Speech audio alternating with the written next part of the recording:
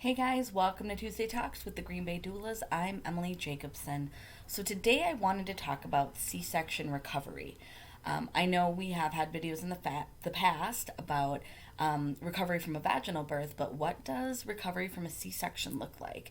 And what are some of the things that maybe you didn't realize or didn't know or wasn't aware of? So I would say the biggest thing about C-section recovery is the limited mobility.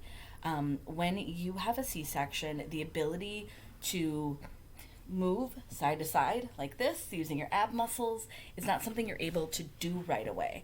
The abs are kind of sad because they were separated during that surgical birth.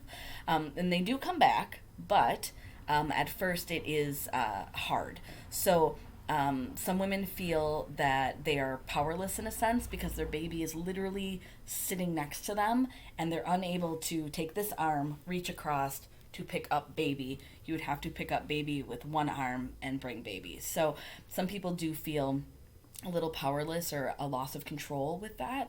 Also, the main reason that doctors suggest not driving at first after a C-section is, again, the ability that you're unable to look over your shoulder. So making this action uses those same ab muscles as this. Therefore, that is why they suggest you don't drive at first.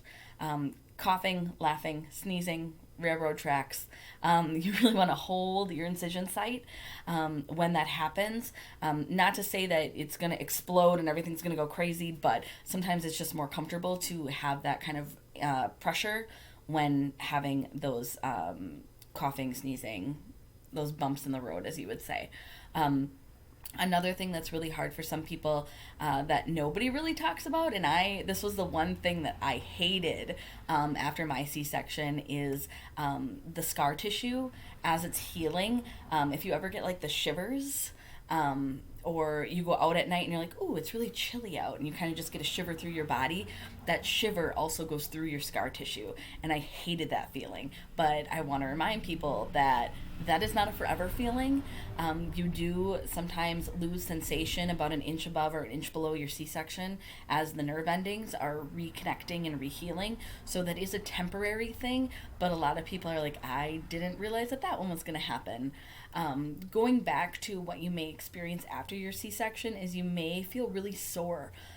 Just like if you were in labor versus and then had a C-section, or if you went in for a planned C-section, you may not be as sore if you have a planned C-section, but there is a lot of tugging and pulling during a C-section, which kind of is like a workout that you didn't participate in. So the next day you might be a little sore. Usually the pain medication is going to help you with that. But if you're like, why do I feel so sore, or why do I feel bruised on my sides? That is what's happened. And during the process of having a surgical birth, you feel a lot of tugging and pulling. And so a lot of people were like, I didn't really think about that. The other thing I want to remind you about is weight limits. So the rule of thumb per se is that you don't want to lift anything heavier than your baby. That can cause an issue for some people because once you put your baby in a car seat, it's now over your weight limit. So you're going to need to find help to put your baby in the car seat and lift them up. Same thing with getting them out of the car. It's that same motion. So it is kind of annoying in the beginning of a C-section recovery, being able to have the extra hands that you need when you need them for baby appointments, or if you need someone to drive you for a doctor's appointment, or going to gather just basic needs. Let other people go grocery shopping for you. Let other people run your errands for you. Take time for you, and remember weight restrictions. If you have a toddler, it is definitely not suggested that you bend over and pick up a toddler after you're home after a C-section.